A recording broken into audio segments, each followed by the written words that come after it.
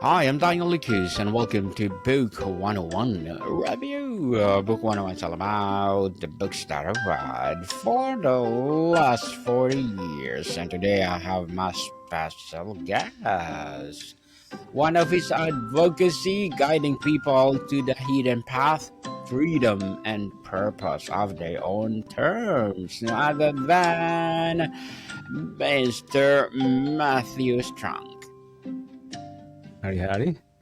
Welcome on Book 101, Mr. Matthew. And can you please introduce more about yourself that I miss?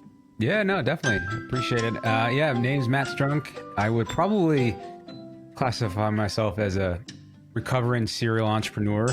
I started and sold lots of companies. I bought companies, ran companies, done all the things. And these last few years, I've been really focused on trying to figure out how to live a life that's a little bit more fulfilling on my terms instead of just doing the things I thought I was supposed to do. And now I help others do the same, really get themselves organized to live a life on their terms. And so yeah, through coaching and content, that's where I live now. Mr. Matthew Strong, thank you so much for sharing your knowledge and wisdom to the world. And today let's talk about the dirty secret of success. Why having it all can still leave you empty. Tell us the dirty secret of success. What is that secret, and why is too hard for high achievers to talk about? Yeah, so I guess to best explain it, to provide context, it starts when I was much younger. I grew up, in a poor family, didn't have a whole lot. When I was 19, I decided to start my first business because from what I could tell in my life, the thing that I was missing was money and wealth and status, and all the people that had those things seemed to be doing the things I wish I could do. So I needed to figure out a way to achieve those things so I could finally live a good life. That was the thought process, at least. So, I started some companies, I failed, started companies, failed. And, fast forward about a decade, and I started some companies that actually succeeded and scaled, and the Inc. 5000 fastest growing company awards, and doing multiple seven figures in like our second year. And I did all of the things that I thought I was supposed to do to get the things I figured I should want. And even after making all the money and achieving the awards and the status and all that stuff, I never really felt any more fulfilled than I did when I was just the poor kid who didn't have anything. So how is it that on both sides of success, I felt kind of lost and like something was missing? And that's, kind of when I realized that what I was looking for in life wasn't necessarily more money or more status. It was alignment with what it is I actually cared about. But without getting really straight on what that was, I was basically living a life fueled off of trying to impress others and fueled off of a chip on my shoulder. And that really left me kind of, in a tough place. And I think for high performers, it's tough because when you have those things, it feels almost arrogant or ignorant or something to suggest that it's not it's not everything you wanted. You know what I mean? Like I don't want to seem like I'm not thankful for what I have, but still I want to be able to talk about it so that other people who might be feeling that way can understand they're not alone. So it's a weird spot, I think, because of that you don't want to be like, oh, I guess first world problems or that kind of thing. And that's kind of the dirty secret of success, is it can leave you feeling unfulfilled afterwards and not a whole lot of people to talk to about it. The phrase having it all is a powerful myth. What does that phrase typically include, and why does checking all those boxes often lead to a feeling of emptiness instead of fulfillment? Yeah, I mean, to me, I think, in society, at least for myself growing up, I think we're kind of painted a picture of what success looks like, and it's typically wealth, I think. It's financial freedom, being able to do things on your, with your own time and everything else. It's having the really nice house, having the nice cars, having the nice family, like, status, awards, people who admire you. Like, to me, at least growing up, those were the tangible things of like what success looked like. But yeah, I think it's dangerous because it gets you to start chasing this external measure of success. And what you find is that when you achieve something, you just punt the goal posts down the field. You just kick the soccer ball further down. So you never actually make it to anywhere. And that's why I feel like you see even these billionaires who are, openly not satisfied in life. And it's like, well, how? You have everything. You have billions of dollars. And it's like, yeah, because they're chasing these external mechanisms of success instead of looking inward as to what actually matters to them. And I think that's where that myth kind of lies, is like, you can have it all, but none of that matters if it's not aligned with what you actually want on the inside of yourself, And so for me, I needed to stop looking out there for fulfillment and happiness and all those things. And I needed to turn inward and look more so at myself to figure out what it is I actually wanted. And that's when things started to click much better for me in my life, even though they might not look as sexy on the outside. Mr. Math, what are the first subtle signs that someone is on the path of this kind of successful emptiness? What should people be watching for their own lives? It's a good question. I think when you find that you're setting goals,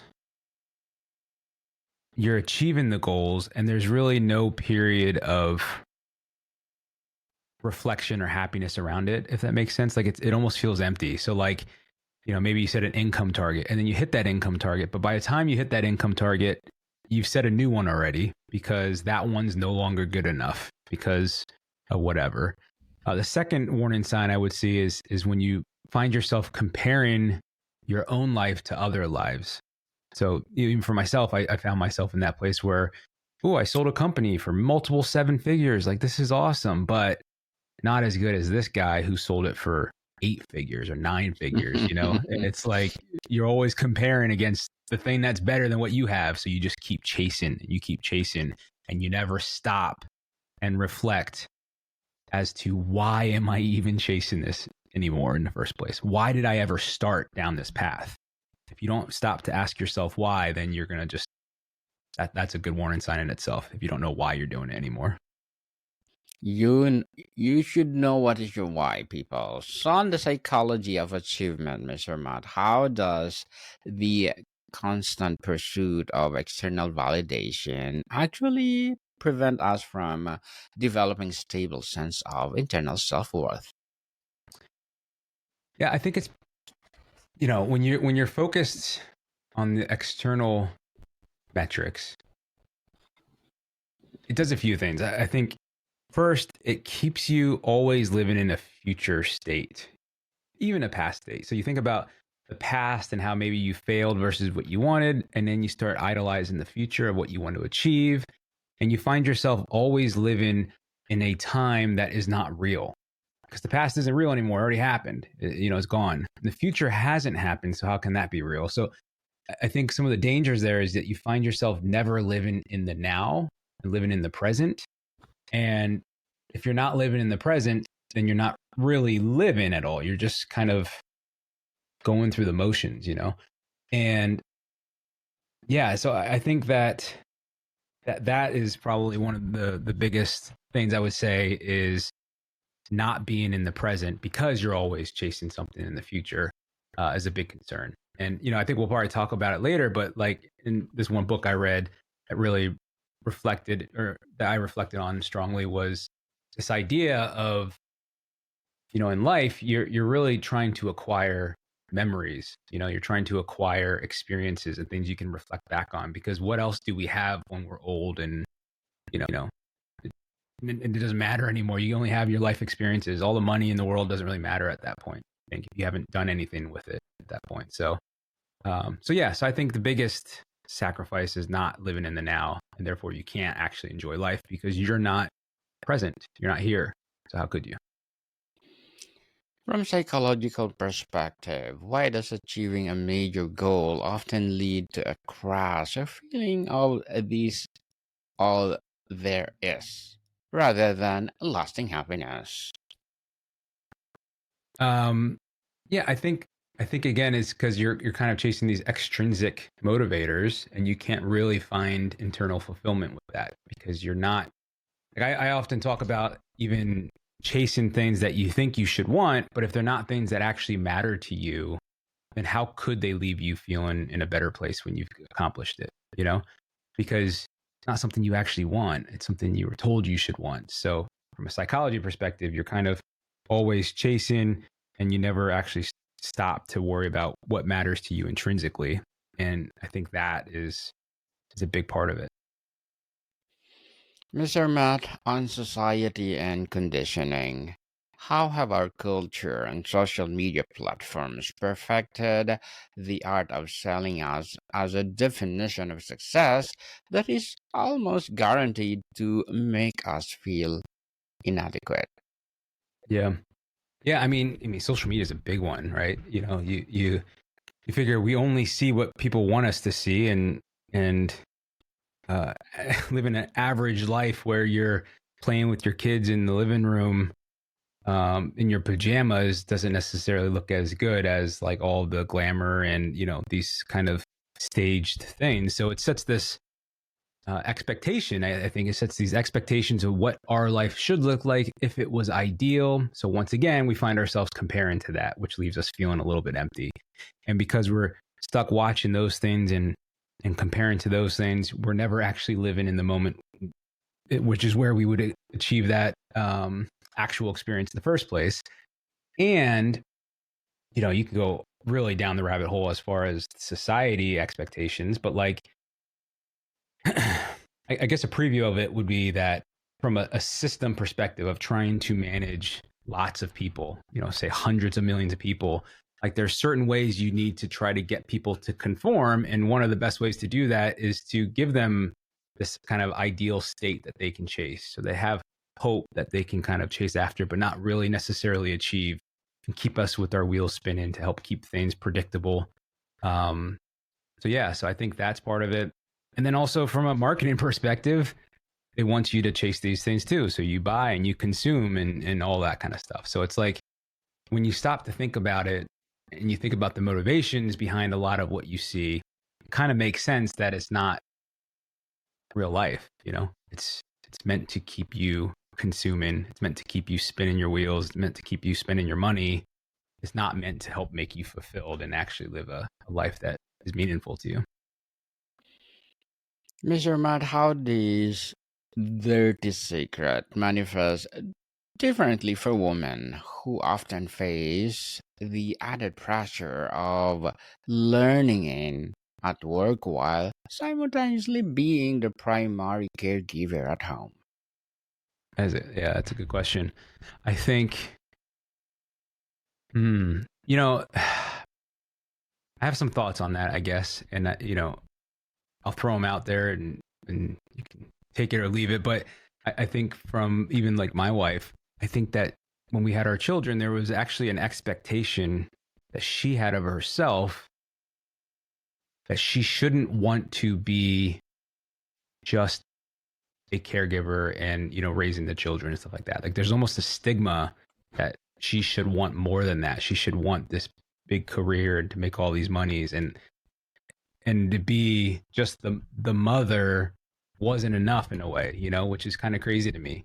Because again, it's not about whether or not you should chase a career. In my opinion, it's not whether or not you want to stay at home with the children, not whether or not you want to do either of those things. It's about having the awareness to know what it is that you want and not to let those external pressures kind of steer what you're doing. So I think the dirty secret of success, at least that I can think of from the perspective of a woman, is now you have that conflict, right? Because Yes. she want all these things. Maybe I don't want those things. Ugh, but I should want those things. And then you're caught in that battle. So it's not about what's right. It's not about what's wrong. It's about what is right for you because it's your life. You should set your own terms based off of your vision. And then that's how you should execute against it. And don't worry about what other people think and expectations and whatnot. Yes, don't care what people say about you. People care for yourself. And Mr. Matthew, as you guiding people to the hidden path, what are your short-term and long-term goals? Yep. Yeah, exactly. And I think if there's one takeaway I'd probably want people to think of from this, is really about raising awareness about what's driving your actions.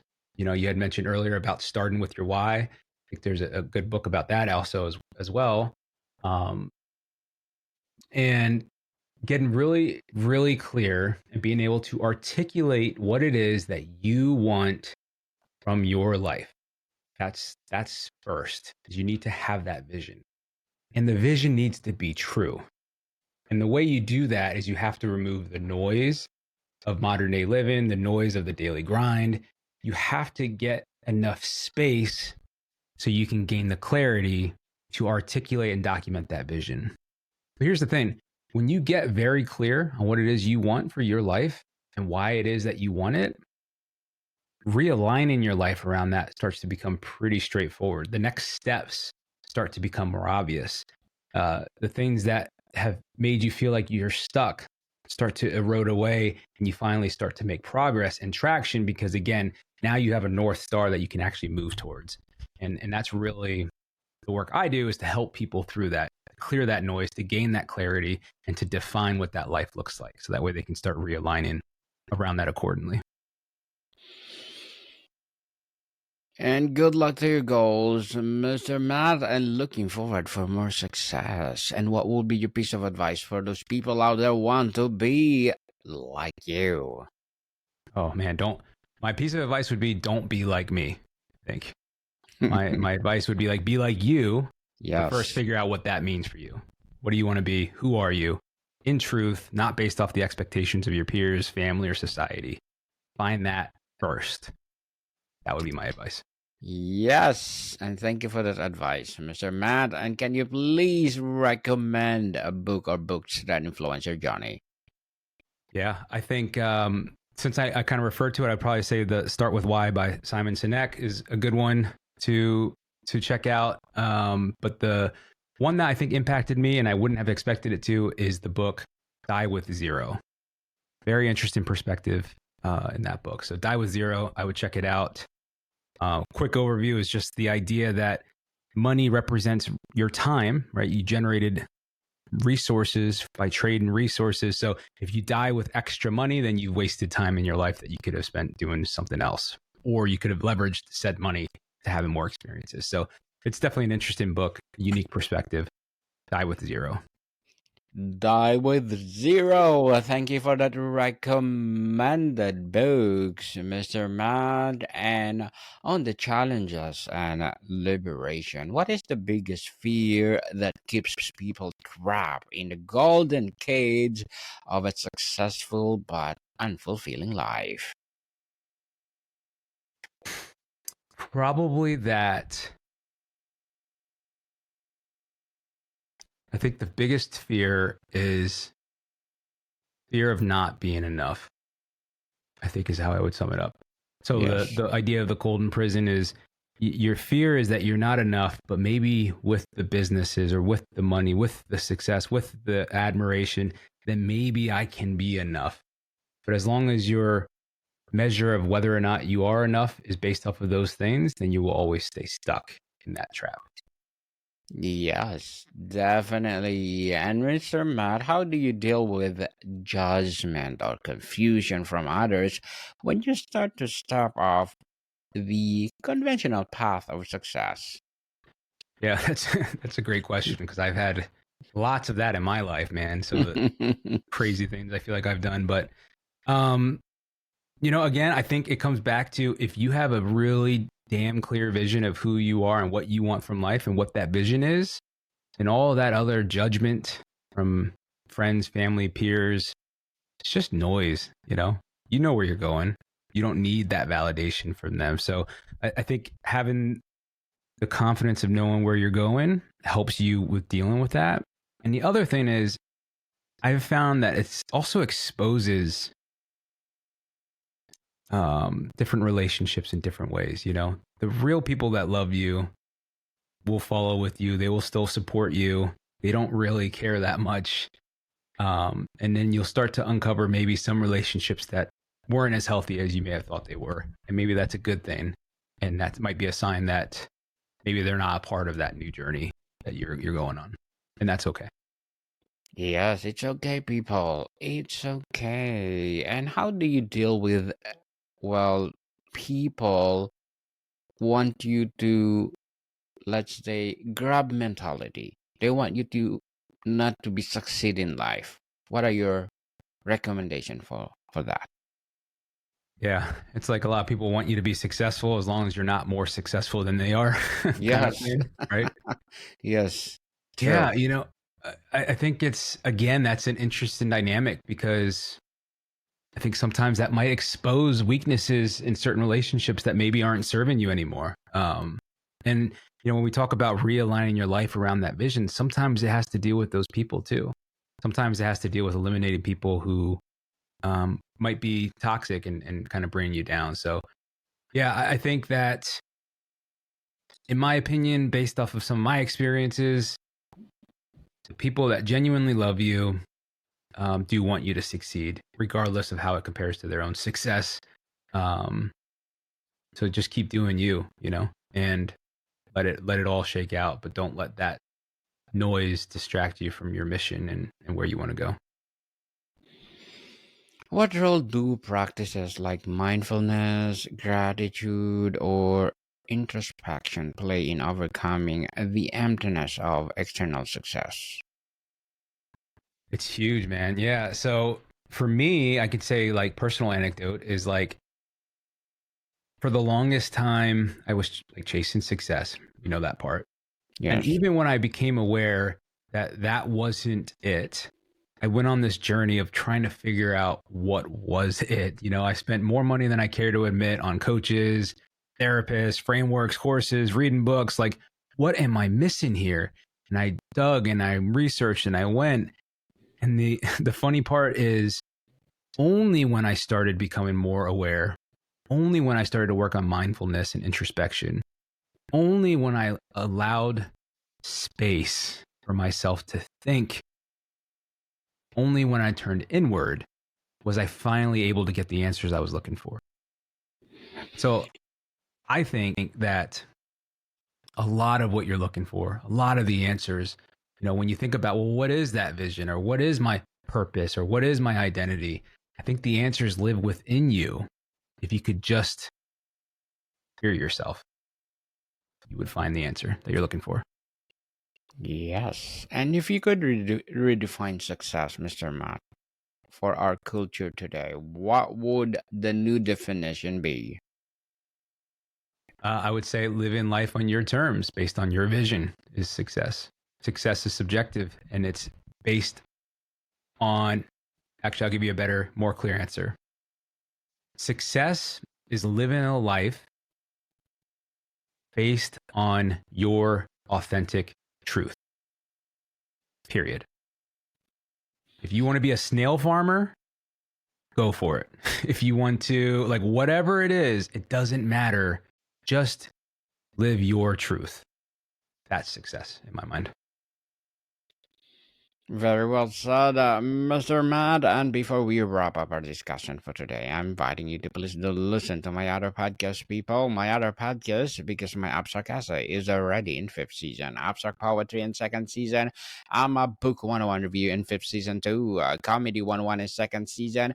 And my Food 101 in fifth season as well. Geography 101 in fourth season. I'm a Baby Podcast Law 101 and Mental Health 101. Love Letters in third season, and Movie 101 review and Music 101 and fourth season, and Science 101 and Sex 101 in its first season. Please listen to them wherever you listen your podcast. So, Mr. Math, finally, what is your message of hope for everyone who recognizes themselves in this dirty secret? What is the first step toward building a life that's not just successful but truly satisfying?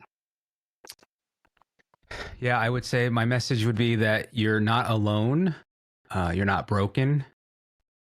And you don't have to stay stuck. You can continue to move forward, but start with awareness. Start with awareness and really trying to figure out what it is you want from life. But you don't have to stay stuck. There is a path forward, and yeah, just have the courage to go after it. Yes, indeed, Mr. Matthew Strunk. Thank you so much for sharing your knowledge and wisdom to the world. So, can you please invite our listeners to support your business, your projects, or anything that you want to promote on Book 101 Review? Yeah, I think the best thing is check out the website at illumiShift.com. So it's normally where I'll put everything. I'm actually in the process of launching a new YouTube channel, and once that's live, I'll put that on the website as well. So yeah, I appreciate your time, and this was great. Thanks for having me on. Yes, indeed. And one more, Mr. Matt. Can you expound these phrase on your website? Your life, your terms, your vision. Yeah, I think it's your life, and ignore the expectations of others. Set your own expectations, that's your terms, so that you can clearly see the vision for what you want. And when you do that, you finally start living instead of just going through the motions. Mr. Matthew Strunk, let's support him, because if you support him, for sure there is a lot of people will find the hidden path. So, Mr. Matthew, thank you so much for your time. Yeah, likewise. Thank you. More to come, people. See you soon.